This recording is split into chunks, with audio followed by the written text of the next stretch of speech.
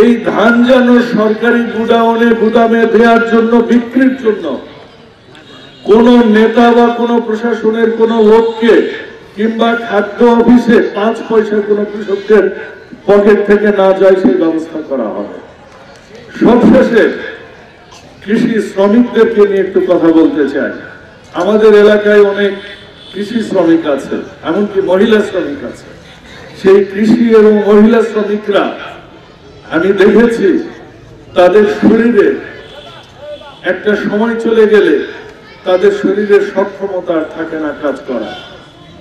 এই কৃষি শ্রমিকরা যেন সুস্থভাবে জীবনযাপন করতে পারে, সেই জন্য প্রত্যেকটা গ্রামে হিসাব করে যেসব কৃষি শ্রমিক আছে তাদের জন্য প্রত্যেকটা গ্রামে গ্রামে সুষম খাবার সরকারিভাবে বিতরণ করার ব্যবস্থা করা হবে। শহীদ জিয়ার আদর্শ প্রত্যেকটা জায়গায় ফেরত আনবার জন্য যা যা করা লাগে প্রত্যেকটা কাজ এই ফজলে হুদা করবে ইনশাআল্লাহ।